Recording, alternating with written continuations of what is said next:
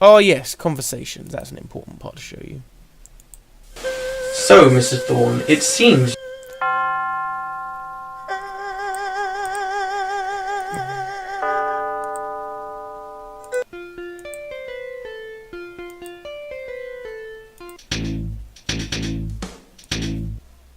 So if I mute this real quick.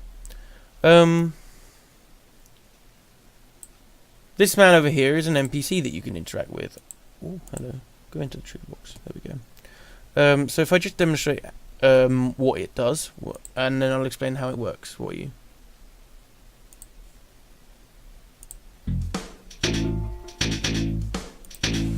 Excuse me, could I take a moment of your time, sir? Yes, okay, I can spare a minute for you.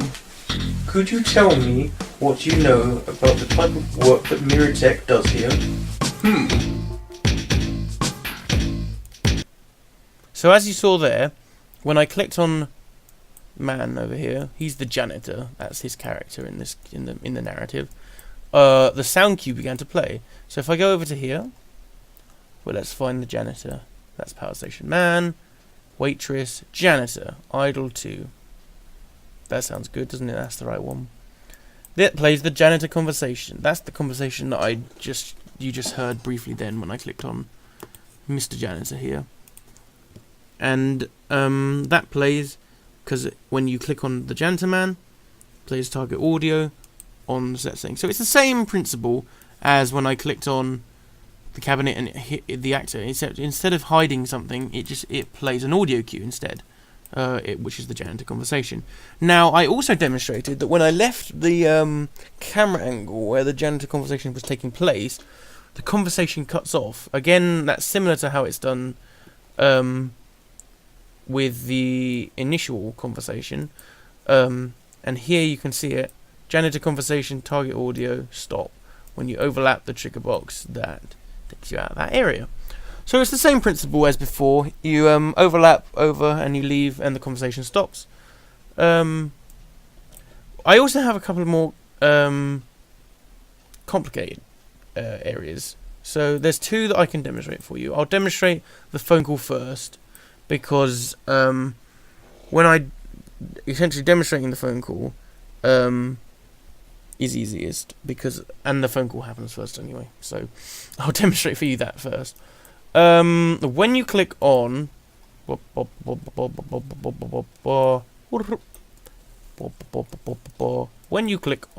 this car here, car thing 3 it's called. Car thing 3 is this one. It teleports you back to the police station because that's the next part of the narrative. Now I rebuild the police station. Obviously the police station is right here, there's no point. So it teleports you back to this area. Now, obviously, there was a load of actors in here that now wouldn't be relevant to this scene. So, for example, Richard here,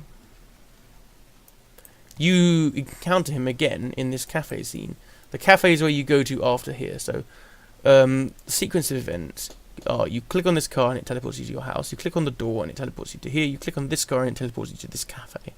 And Richard, who's the guy you were interviewing here, is here in this cafe. So obviously he's not here anymore, he's left. Because it's supposed to be the next day, essentially. That's the impression that the script is supposed to give. So these people aren't here. So the ambient sound for the soundtrack goes back, the same as I showed. The cafe one stops. Instead of hiding them, though, I destroyed the actors so that they wouldn't have collisions still. Because if you hide an actor in a scene instead of destroy it, so if I, for example, hid Dr. Ruth Galen's idle model here, when I came back in, I would still be able to feel the collisions of this on my character, and I would get stuck if I tried to walk through here. But obviously you wouldn't be able to see her. So instead I've got this execute thing that is destroy actor, and I've linked it up to Richard sitting animation and Brinkoff idle animation, which are these 2 here. I've also got it to destroy the police station sound cue, so that is the sound cue that triggers when you come into here. The reason for that is when the conversation takes place, obviously that it's in the first scene in this area, So if I didn't do that, when I overlap with this trigger box again, it would execute all of this, including the one that starts this police station sound cue here. And then even though they're not here because I've already destroyed the actors, it would still play their sound cue as if you're talking to them. So obviously you're not talking to them, so I've got it to set to destroy that as well. And then it goes to play this phone call target, and it also destroys the sound cue to talk to Graham, and it destroys Car Thing 0. Car Thing 0 is this. That's what we use to teleport to the house. Now, the next part of the game after this is set in the power station. So, if the Car Thing 0 still existed, you'd be able to go back to the house.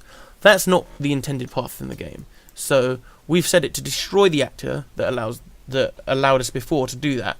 So, essentially, the on-clicked for teleporting up here, on-click Car Thing 0, you now can't do that because there is no Car Thing 0 to click on.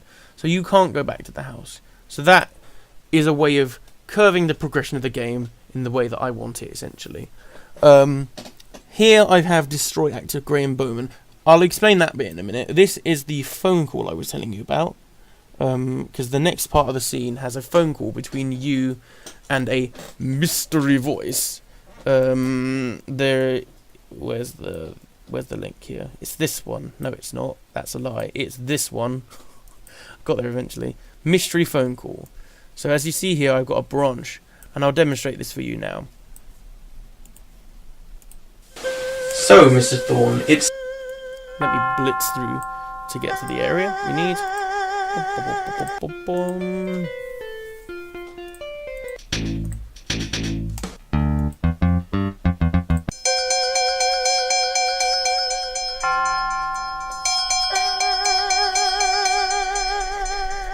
Hello, Officer Rochester speaking. Officer Rochester. Who is this? I don't have a lot of time. They are starting the machine tonight. Brinkerhoff must be stopped. Whoa, slow down. What machine, and who is Brinkerhoff? The abandoned mine will hold more clues, but stopping the machine is a priority. Are you still here? Hello? So, as you noticed, when we returned to the police station, there was a new ringing sound. I then came into the office and clicked on the desk. That triggered the phone call, which was a conversation.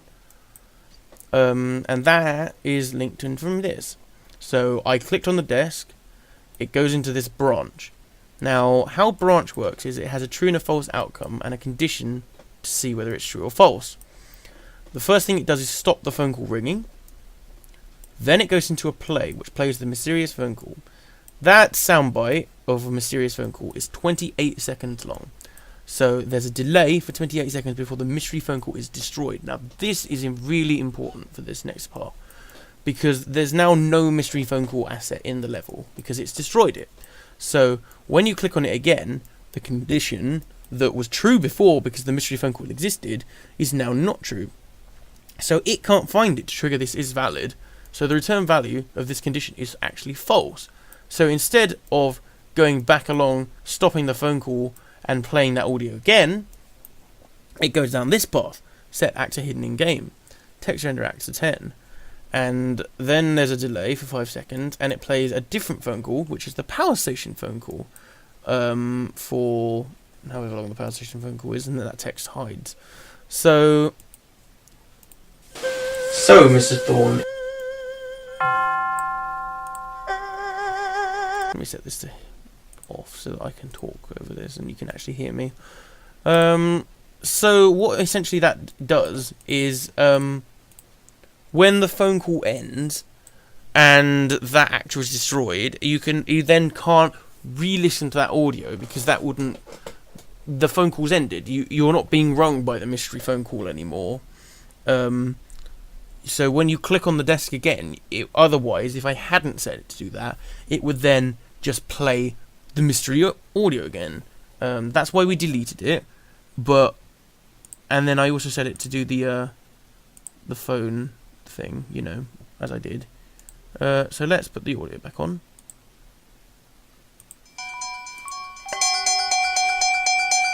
Hello, Officer Rochester speaking. Officer Rochester. Who is this? I don't have a lot of time. They are starting the machine tonight. Brinkerhoff must be stopped. Whoa, slow down.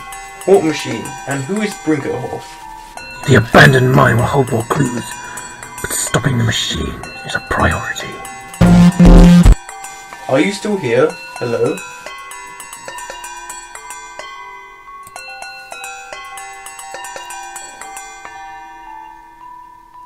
Hello? Hello, it's Officer Rochester here speaking from the Purplewood Police Station.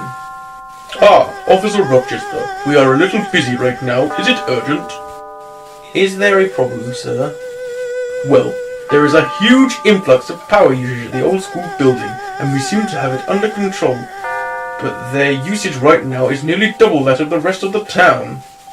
I see. I guess this isn't a good time then. My apologies, officer. I can try to get back to you. No need. I will be in contact if needed. So as you see there, I demonstrated how this is set up.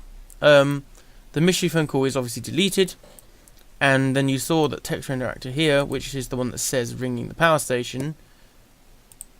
Texture interactor 10, texture interactor 10, see, same one.